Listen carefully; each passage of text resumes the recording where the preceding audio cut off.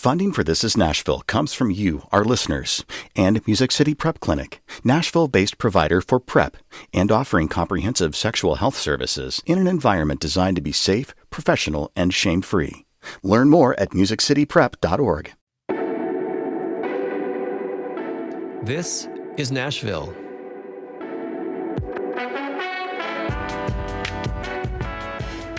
I'm senior producer Steve Haruch, sitting in for our host, Khalil Ekoluna. The summer of 2020 was a time of unrest. And on this day, June 12th, a group of protesters decided that marching through the streets of Nashville was no longer enough. So they set up camp on Legislative Plaza and threatened to stay there until Governor Bill Lee would agree to meet with them and talk about racial justice. Scores of protesters were arrested, some of them multiple times, but they held their ground for 62 days. This hour, we're looking back at what became known as the People's Plaza. But first, a new report shows that child abuse has more than a mental and emotional toll. The University of Tennessee looked into the economic impact of abuse and neglect, and they found it's costing our state billions of dollars a year. And that's the conservative estimate. Here to help us unpack this data is WPLN's education reporter, Alexis Marshall. Thanks for being here, Alexis, and welcome back to This is Nashville. Thanks so much for having me. Glad to be here. All right, so this report found that child abuse and neglect in Tennessee cost between $3.3 and $5 billion a year. That's billion with a B. How did researchers arrive at those numbers? So this number tries to take stock of some of the concrete economic impacts that we know child abuse has, both on individuals in the short term and for the rest of their lives, as well as the larger community. They did that by calculating the expected lifetime cost of child abuse, per victim. And that's for things that we have hard data on. So here's Matt Harris, one of the report's authors, explaining some of those economic impacts on people who were abused as children. They're less likely to engage in the labor force or engage more intermittently in the labor force and earn less money in the workplace when they do. There's been previous research that has shown that the people who are mistreated as children are likely to have higher medical care costs, both as children and as adults. There's been research that has shown that the people who are mistreated as children through a variety of pathways are likely to die at a younger age than people who haven't been. Matt and his team also used state data to figure out the costs of things like special education and intervention from the Department of Children's Services. And then they basically extrapolated those lifetime costs based on Tennessee numbers. And then through some economics, ended up finding that the annual cost to the state was this range between $3.3 and $5 billion. Now, as I said earlier, this roughly $5 billion number is actually a conservative estimate. I mean, how is that possible? Well, researchers used a specific type of case to create their total. And they use these cases that are known as substantiated abuse claims. Those are often substantiated by an agency like the Department of Children's Services. And they found that kids born in Tennessee have a 1 in 8 chance of becoming a substantiated victim by the time they turn 18. But those are the cases that get reported and then also have a certain amount of evidence to prove that abuse was likely happening. And as we know, child abuse often goes unreported. So much so that nationally, the Federal Department of Health and Human Services estimates that actual levels of abuse are about 3 times higher than the substantiated number of cases. All of that to say that, abuse happens a lot more often than we have the data to back up. But this is still a very concrete way of bringing the receipts to how much Tennessee is paying for child abuse. So this is really heavy stuff that takes an enormous toll on kids, often for the rest of their lives. And even though as a society we understand that harming kids is wrong, do you have a sense of why researchers decided to make this report about the money? Yeah, I actually asked that question directly to Kylie Graves, who's part of the Tennessee Commission on Children and Youth, which partnered to create this report. And here's what she had to say. when you're dealing with something as hard and heavy as child abuse, turning it into economics feels cold almost at times, or it feels like an odd jump. And so I think part of it is that this is something that we're paying for that's often unthought of or unknown. It's something that anytime we talk about the need for investment, the need for additional programs or services or family supports, there's obviously a fiscal note or a budget item attached to that. But I think a lot of times missing from the conversation is what we're already paying in these future costs and these long-term impacts.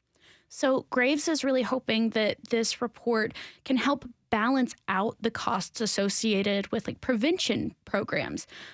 So if you, for example, have a proposal that's going to cost like $20 million, that's a lot of money. But this report illustrates the cost of not changing anything. So I hear in there also she's saying that this can be helpful, like you said, for changing policies maybe or potentially policies that get to prevention. What could prevention look like? It can take a lot of forms, and one of the big ones is reducing stress for caregivers.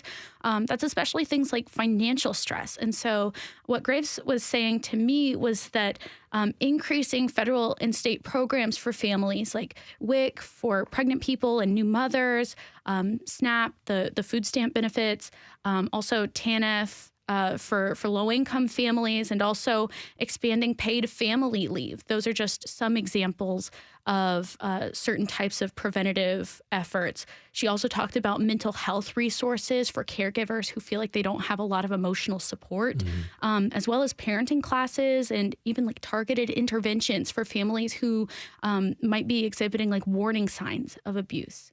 So is Tennessee already doing any of these things? Yeah, so Tennessee administers those programs for low-income families that I just mentioned. And Graves says there are even some programs across Tennessee that do home visits and teach positive parenting. But those might have limited reach. And this study was developed using relatively recent numbers, so it kind of shows what the status is right now if we make no changes. So that's sort of where things are already. And obviously, it's still costing the state between $3.3 and $5 billion conservatively. Yeah. Mm-hmm. So now that we know that mistreatment of kids is costing our state at least this few $1 billion a year, what does the Commission on Children and Youth want to do with this information? Well, Graves said that it was going to be a really valuable resource during the next legislative session. So when lawmakers come back for the regular General Assembly session in early 2024, she said they'll be using this to help lawmakers understand the hidden costs of not addressing child abuse proactively. All right. Well, that is WPLN education reporter Alexis Marshall. Lexi, thank you for being here today, and thanks so much for your reporting. Thank you. We have to take a short break. When we come back, we're going back in time to the summer of 2020 and the start of the action that became known as the People's Plaza. Were you there? Join the conversation by tweeting us at This Is Nashville. We'll be right back.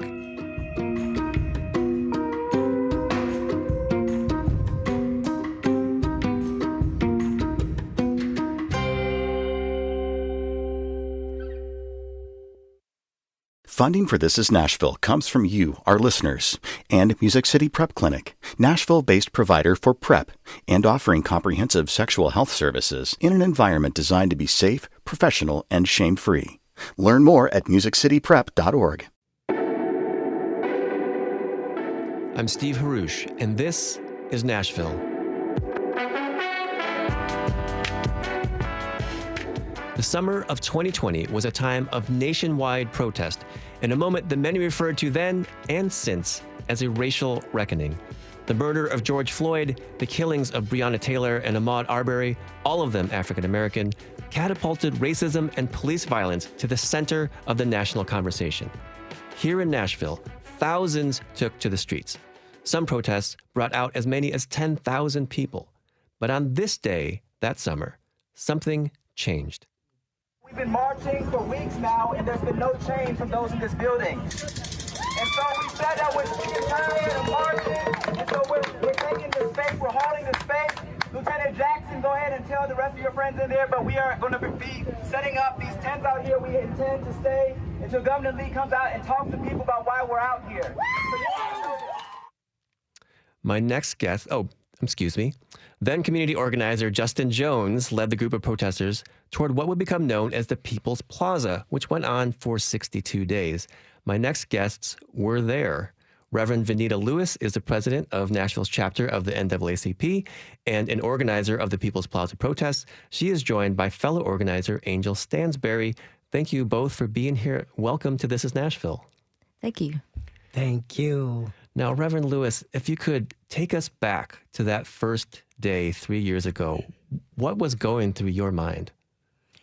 Wow. When it first happened, being a 40-year civil rights activist, I immediately started making calls. We got to start protests.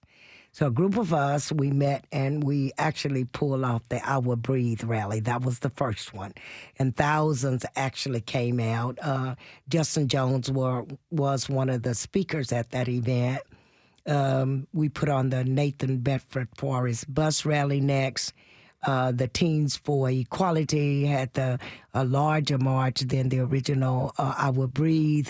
And then Justin Jones called me and said, Reverend Lewis, the Lord told me to tell you, come and go with me. And so that was my first participation with the People's Plaza. Originally, I thought it was going to be one-night protest. Mm-hmm. And then it went into 62 days, met a lot of interesting people, including the infamous Angel Stansberry, who's a part of the NAACP today.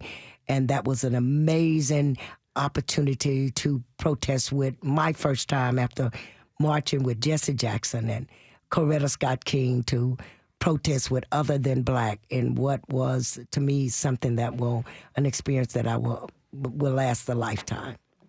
Now, you mentioned that there were many protests going on around the city, and that this one became the People's Plaza. Can you just tell me a little bit, how did that happen? How did this one-off protest turn into this much longer protest action? Well, what I actually felt from the very first night when we claimed the Ida B. Wells Plaza and the young people, that's my first time protesting with young people, and I'm real transparent, protesting with a large group of Other Than Black, my first time. And I marched with Dr. Hosea Williams and Sandra Bland and Trayvon Martin. I was simply amazed at the strength of that young group of people who was defiant and standing together in solidarity for change. I met parents who were Other Than Blacks who turned their backs on their children because they were from a privileged community, and their parents said, you have no place in this protest. Then I met parents from Franklin and Brentwood who were there to push their children along. And I knew then, with watching the Tennessee 3 and looking at the sea of people who were standing in solidarity, that was the remnants of the People's Plaza protest. Yeah. Well, I want to get back into those sort of effects a little bit later, but you mentioned the name Ida B. Wells, and I wanted to ask you, because she was such a kind of symbolic figure, that we're talking about the pioneering Black journalist and early civil rights leader. Why was she so significant in the context of the movement then? Well, what it is, I think that Ida B. Wells just became the opportunity. It could have been Frederick Douglass. It could have been Medgar Evers. It could have been Rosie Parks. She became the symbol that bellowed out of this protest. And once again, I received direction from the African-American leadership, such as Reverend Enoch Fuzz and Kwame Leo Lillard, whom I fought with when I was younger, to say, Reverend Lewis, your job on the plaza is to protect the young, and I became queen mother of the plaza. Gotcha. So, Angel, how did you get involved? So a couple of days before June 12th, I received a message from Justin Jones, basically saying that these marches are turning into parades, and nobody's taking it seriously, and everybody marches for a little while and then goes back about their day. And he wanted to grab onto that bone and not let go. And I feel, too, Ida B. Wells' spirit was there. Because remember, before we started our protest, they had knocked down the Edward Carmack statue, and he had called for her to be lynched multiple times. And then her newspaper office was blown up. So we felt that it was right and just that we bring her spirit to the plaza. And Justin always said that Miss Venita, Reverend Venita Lewis, brought the spirit of Ida B. Wells to that plaza. Yeah. So what were your, as you were out there, what were your demands? What did you want? So we had three main demands that we started off with. We wanted to, we had moves, we were talking about police brutality. We wanted Chief Anderson to resign, and we were calling to defund the police. Secondly, we wanted to remove Confederate monuments. They stand as a symbol of tyranny and oppression, and we didn't feel like, we need to be seeing that and having, KKK members coming to visit them at the Capitol, where there's Black lawmakers who have to walk by them every day and deal with that trauma on a daily basis. And we really wanted to see some change. And but they responded to our calls against police brutality with police brutality. And that was the situation. And then Governor Lee refused to meet with us. And that was the clincher. So we said, we're staying until he meets with us. Now, I imagine there's a big difference between saying, I'm going to go out to a rally and then basically camping out somewhere indefinitely. And I imagine this must have been pretty disruptive to your own lives as well. Why did you decide to go ahead and do it? I had some falling outs with a lot of family members who said that, you have your kids home at the summer, you're missing time with your kids. But I did this for my children. Whatever we don't fix today, they will inherit. And it might become worse. As we can see, there's been a progressive loss of rights that continues. It's not going to stop in Florida. Tennessee is taking some lessons from Florida, and they're not good lessons. And it's just going to continue. So my resolve was that this is an opportunity for change. We have to strike while the iron is hot. And I decided to put my body on the line, as many others did. All right, I want to bring in our next guest, who was a protester at the People's Plaza 3 years ago. Dieama McDougal, welcome to This is Nashville. Hello. Hello, everyone. Well, thanks for joining us. Dieama, tell me, what did it feel like to be out there on the plaza? It felt good. It felt like I was doing something right and on the side of right, should I say. It felt incredible every day I was out there. The protest, the marches, the camping out, it was all great. How much time did you spend on the plaza during the protests? A lot. Probably a month, at least a month. Man. I was out there. Were you there almost every day? Yes, for sure. Well, it's only been 3 years, but in terms of the news cycle, that feels like it could be a decade. I'm curious if you take us back to that time, to 2020. Why were you out there protesting? What was motivating you? I guess at first it was anger after watching the George Floyd video. That was kind of the catalyst that got me out in the protests.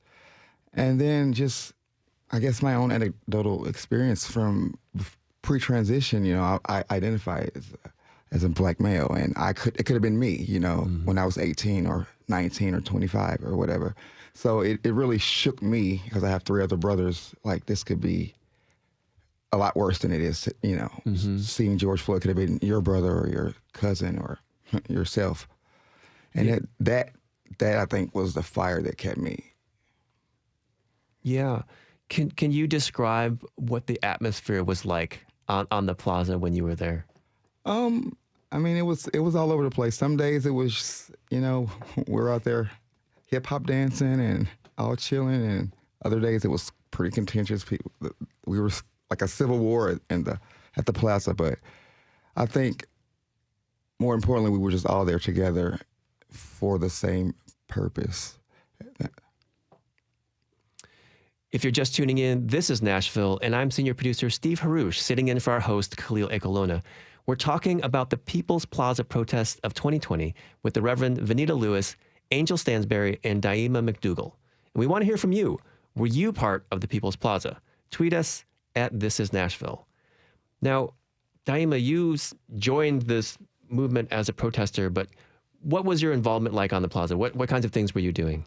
Whatever I could. I think I was bringing food if I could, feeding people, just whatever help I could lend at that time. So it was pretty intense. Yeah, and food and hot. Right, not to mention hot. Right, it was not quite the mild summer we're having at this moment. So over the course of the People's Plaza protests, dozens of people were arrested, sometimes 40 or 50 at a time. And Angel, you were one of those people.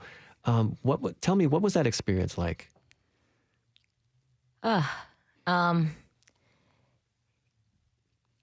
It was life-changing. I would say that putting your body on the line in the interest of justice for the disenfranchised, it was a new experience, and I was arrested 3 separate times.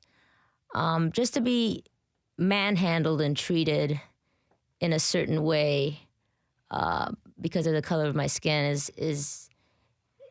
it's more than just, even the physical pain is not as much as the emotional pain. Just knowing that your state government is not here to protect you and actually will hurt you and can. After the second arrest, when I was arrested that third time, I had to be put basically on, I had a parole officer who I had to check in with, because I'm a high risk now after being arrested 3 times, even though these are planned arrests. And what a lot of people in the public don't understand is state governments aren't concerned about constitutional rights. They will violate your right. You can fight it later, but you still have to go through the process. You still have to be booked and sent to jail. At this time, we had COVID. There were no COVID measures at the jail. So we were putting ourselves twice at risk. We're at risk of brutality and having our hands zip tied super tight until the blood circulation cuts off and your hand swells up. And then you get something on your record. And then on top of that, you leave the jail with COVID, as many of us did. We had 234 arrests of over 150 people in 2 months. And we were all at risk for heat stroke, COVID, brutality, having strikes on us in terms of legality. So, what it was like, it was a revolution in my own body. Now, Reverend Lewis, what were your concerns about the way these the way these arrests were being handled? Well, first thing, I was always cautioned by Kwame, we don't need you to get arrested. We need you to be there to be like the conduit between civil rights leaders who was concerned about the arrest and to be there to protect the protesters. Many nights having to sing to them while they were locked up in jail, singing, this little lighter is mine. And I would call Senator Gilmore and Mike Stewart. I would call them at, 1 o'clock at night or text somebody. I got 10 arrested. And to constantly be there to find ways and means to get them out of jail kind of was what I was there for. And it was, 24 hours to watch I think the highest arrest for one person was 7 times.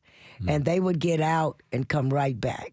and I cannot count or even remember the names of just community organizations, actually predominantly Caucasian, who would come and refuel us, bring us tents, give us money, bring us food. I mean, I think the troopers were simply amazed. How can they reestablish overnight? We had an umbrella of support. And when I look back at it, it simply amazed me how truly organized we were. We had people that were going to pick up devices, people who were making the calls. We had places to put out, hide things out there. And I mean, the troopers could not keep up with the tenacity of these young group of people who were determined to bring down the walls. And I think the People's Plaza will go down in history as one of the most robust protests in this city. And it's thanks to the young people, to the legislators, and to the people that guided the ship. For me in that space, it was amazing. That was conflict resolution. We had exercises, we had dance, we had singing, we had the determination to last for 62 days. And as Angel stated, COVID was still new. We didn't know whether some of us could die out there. We tried to be protective. We had our masks. We had cleansers. We had people that was there to do the strategic planning, those who were there to organize to get people out. We were more organized than the troopers. They couldn't keep up with the wit of this young group of protesters. Now, Dieama, I saw you nodding along when Reverend Lewis was talking about some of the support that the protesters received. What did that support feel like to you? It felt incredible because one of my good friends, Mel, she was there with me during the protest, and she's Caucasian, and she actually made a human barrier with her and a row of Caucasian people, just a human barrier to keep these riot cops away from us, the protesters. And that to me was just incredible that they would come out and give that much of themselves for us in our cause. It's touching. Yeah. Now, part of the reason for the resupply that you were talking about, Reverend Lewis, was that you guys got raided. Angel, what would happen? If they take it down, we're going to put it back up. Put it right back up. We gotta.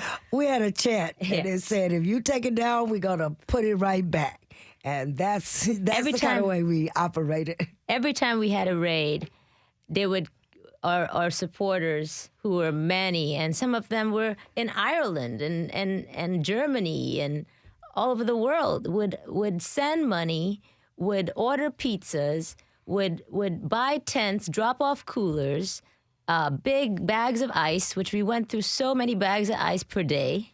I mean, we were making sure the homeless community was okay also. I mean, without the homeless community, because on the first day of the protest, I went and picked up all these homeless people that I know from my nonprofit, Feed the Need Nashville, and moved them to the plaza because otherwise we'd have nobody there at night. Not too many people could stay all night. So we had our support. We had $750,000 in the Nashville bail fund right in the middle of the protest. Absolutely. So the world knew how important what we were doing was, and they came out and they showed. And we have our John Browns out there. This became a multiracial effort. Absolutely. Now, you showed up there almost every day for a month, Dieama. What were you hoping would change? Overall, just, I guess, a finer look at the injustices that we were we felt we were facing at that time. I just felt like it was just glanced over, almost like they were gaslighting us in the situation. Oh no, it's you know, it's not happening the way you think it's happening. It's okay, you know. This is just one. This is just one. When it wasn't just one, and it didn't stop after George Floyd, it kind of got almost worse. So I was just like, I just want young black men to stop dying at the hands of police officers, and not the police officers just get away with it. They just get away with killing us, and that's never cool. Murder's never cool. Do you think that any of the changes you were hoping for have been realized? No, not here in Tennessee. I think it may be a long while here in Tennessee before we actually start to see legislative changes. It's going to be tough. It's going to be a tough hill. Yeah. So I mean, that what I'm hearing you say is that we still have a long way to go. Definitely. What would you like to see change? The handling of policing, I guess they strong arm it to just a little more gentle policing in the urban areas, like they would do in the suburban areas. Just some equality, maybe. Well, it was People's Plaza protester Dieama McDougal. Dieama, thank you so much for being here today. Thank you. The Reverend Venita Lewis and Angel Stansberry will stick with us through the break. When we come back, we'll continue our look back at the People's Plaza protest of 2020 and talk about what has and hasn't happened since. Join the conversation by tweeting us at This Is Nashville. We'll be right back.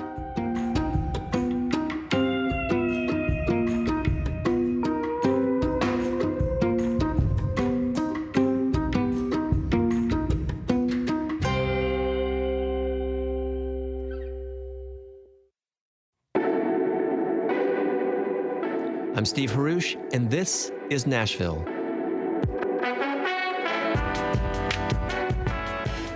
We're talking this hour about the People's Plaza protest, which began on this day, June 12th, 2020. The occupation of the plaza lasted 62 days until the Tennessee legislature approved a change in state law that made camping on public property a felony.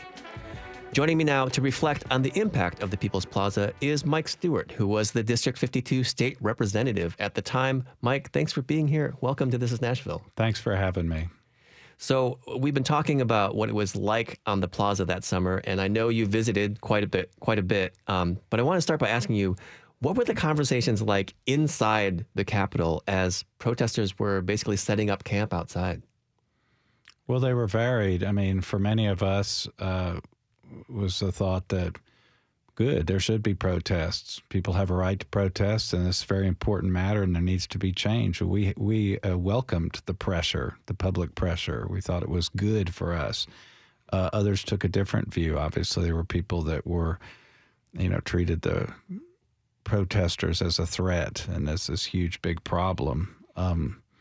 I'd like to think I've never felt protesters were a problem, whether they were for things that I agreed with, like in this case, or against them. I feel like the people, this is America, people should get out and protest when it's appropriate.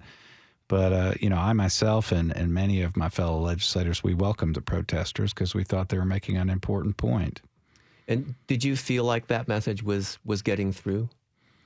Oh, definitely. I think it was a very effective protest. I mean, it was critical to have the presence every single day. Otherwise, even though we all saw, everybody experienced the tragedy of George Floyd being killed brutally, personally. But,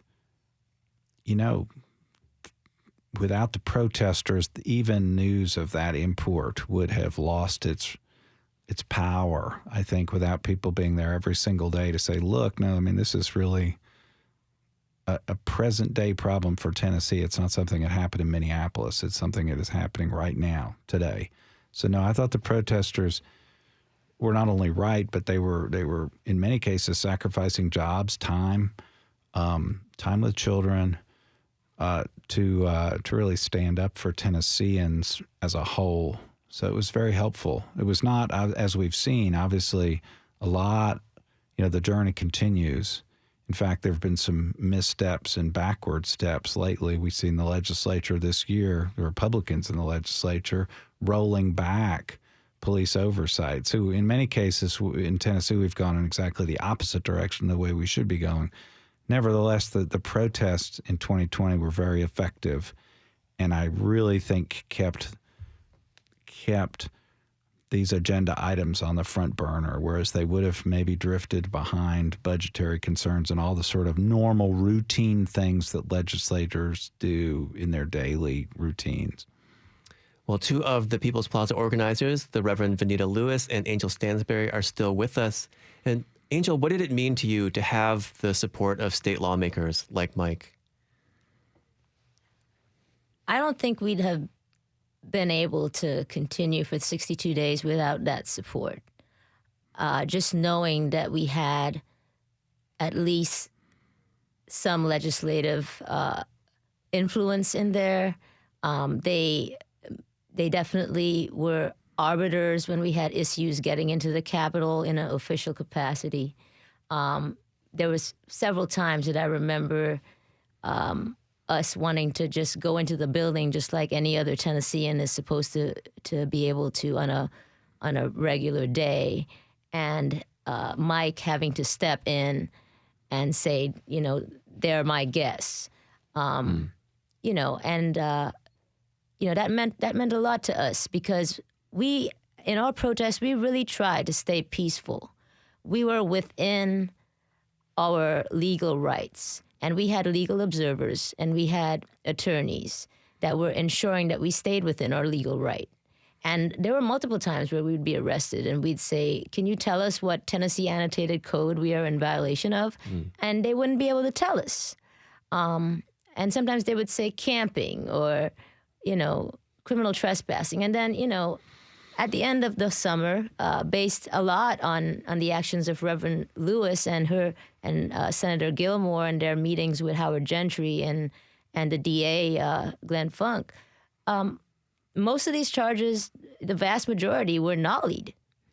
I didn't even have to go into a courtroom, not even one time. So that just vindicated us in the end. And, we haven't seen the kind of change that I would like to see in America in general. But we did get, after a year, they did ban no-knock warrants and chokeholds with no exceptions. And Tennessee is a rarity, even for the South. I mean, there's states in the North that have exceptions. I feel like that, in part, was a result of our pressure. Now, you mentioned some of the after effects of those arrests, and Reverend Lewis, Angel mentioned working with the DA, talking to the DA. Can you talk about what that was like as people were getting arrested and you were trying to support them? Well, after we were banned from the plaza, then we have all of the rest. A lot of the protesters was calling me. They couldn't get housing. They couldn't get back in school. They couldn't get jobs. So then, I got pissed off. I'm going to keep it real with you. And so I met with the DA. He knew me, but he really didn't know me. On numerous occasions by myself. And I simply told him that I would bring on an onslaught of support if these charges wasn't dropped. I don't think at first he didn't believe me. So then we organized. I think the first meeting, it was probably 10 of the most powerfulest people in the city. Mike, you were there, right? And Yarbrough and Senator Gilmore and State Rep Mike Vincent Dixie, Harold Love, leading preachers, Madam Sharon Hurd, and we gave demands. And some of those were followed through, but we still had many charges. So we met on an individual basis 2 or 3 more times. Then I think State Rep Mike Stewart and Brenda, we went back. But long story short, we were persistent until all of the charges were dropped so these young people could get back in school, go about their lives. But that in itself became the end. But the most exciting piece to me was when we were at the Capitol when they rolled out the Nathan Bedford Forrest bus head. And we got 2 other generals. Do you know who they were? I don't know. But we got Farragut and I can't remember the other one.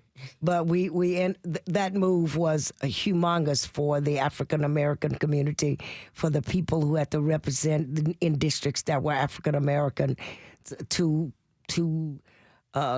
go up or the elevator and then have to have Nathan Bedford Forrest bus breathing down your back, and so many young schools, junior high schools, traveling and learning the education of this state, and that's the first big, robust bus and they would read that history, and so we did accomplish that. And I feel like even though the state of Tennessee is going through some issues now, we are still in control, and we will demand justice from the spirit of the People's Plaza in the George Ford area. Now, during the summer of 2020, news organizations were also taking stock of how they approach coverage, especially of communities of color. And Angel, I wonder, how well do you think that local media coverage captured what you were doing on the plaza?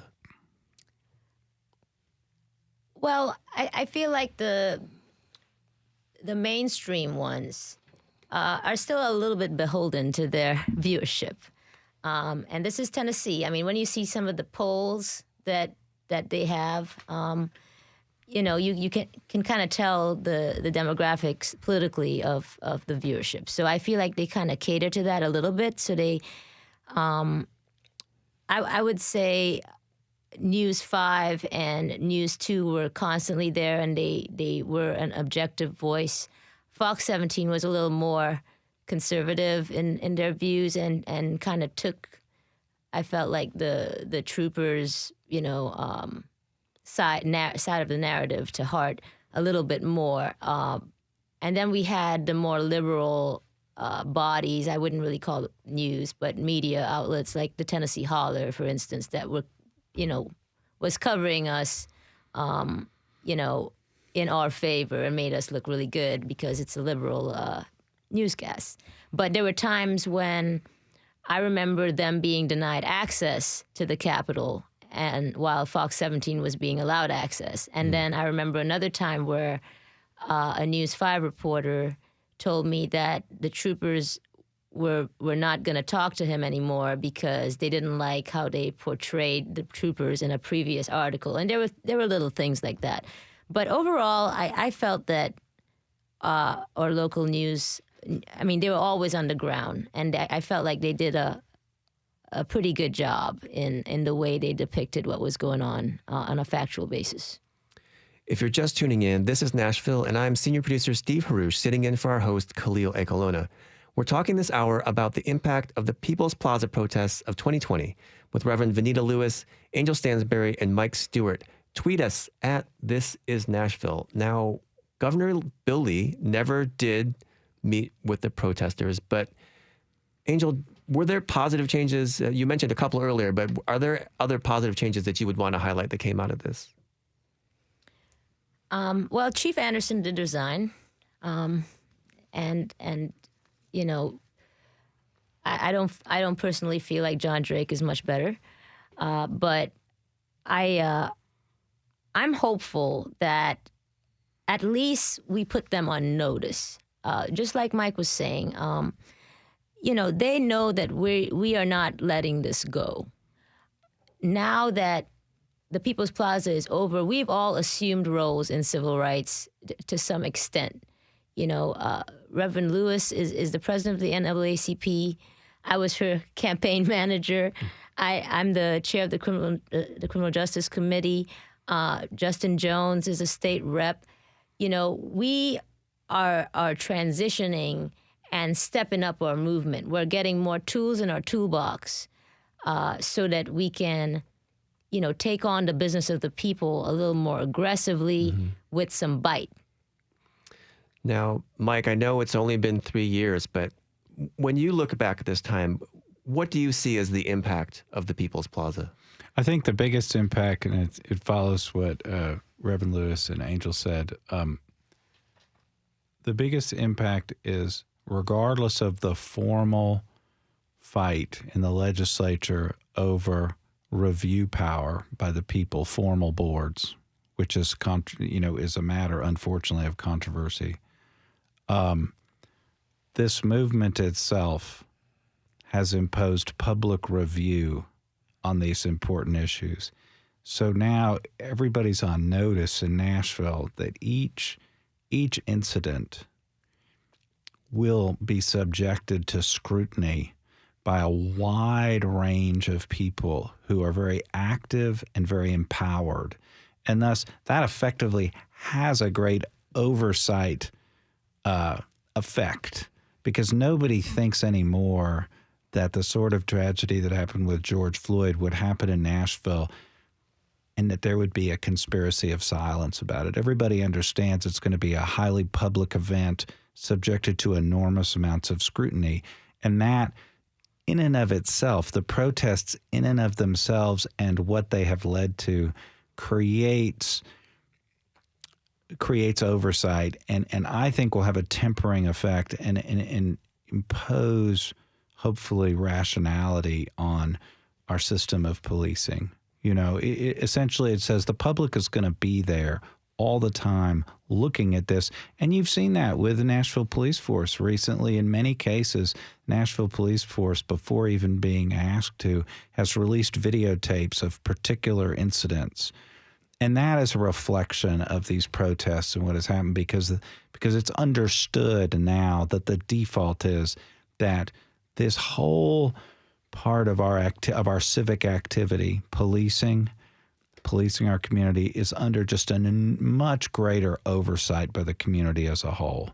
And that's a very positive impact. And it's good that the citizens of Nashville understand that interactions between the police and citizens are now always going to be scrutinized. And that helps the police. It helps all citizens, because it says everything is going to be done in the daylight. And that is always good for our citizens. Now, this year, we have seen some big protests once again, this time for gun regulation after the mass shooting at Covenant. And Reverend Lewis, do you think that the 2020 protests helped pave the way for those? Absolutely. What I think with the George Floyd protest, that it organized a younger generation of protesters that will not go away. If you notice with the New Covenant shooting and with the Tennessee 3, you got to see that younger generation come back out. I think it have ushered in a group of protesters that will not go away. I think that impact will show up in the 2024 election. I think some of the rural counties, some of these young, other than black protesters, I think they will associate themselves with a Democratic ticket, with a Democratic voice. And I think that this is the remnants of the George Floyd protesters. If you notice with the Tennessee 3, there were protesters who were, they laid their bodies on the floor at the Capitol, and they were majority other than black. Young fighters that I think who are saying to the legislators that we must change direction. And I think you will see that coming up in 2024 state rep races, and with the race coming up for the presidential elections. All right. Well, that was the Reverend Venita Lewis, president of the Nashville chapter of the NAACP. She was joined by fellow People's Plaza and NAACP member Angel Stansberry, and then State Representative Mike Stewart. I want to thank you all so much for being with us today. Thank you. Thanks for tuning in this hour. This is Nashville is a production of WPLN News and Nashville Public Radio. Today's episode was produced by Elizabeth Burton and myself. Our digital lead is Anna Gallegos-Cannon. Michaela Elias is our technical director. Our executive producer is Andrea Tudhope. The masterminds behind our theme music are LaRange and Namir Blade. Listen back at thisisnashville.org or wherever you get your podcasts. The conversation doesn't end here. Tweet us at This Is Nashville, find us on Instagram, and tell us what you want from our show by filling out our quick survey online. This is Nashville. I'm senior producer Steve Haruch. We'll see you tomorrow, everybody.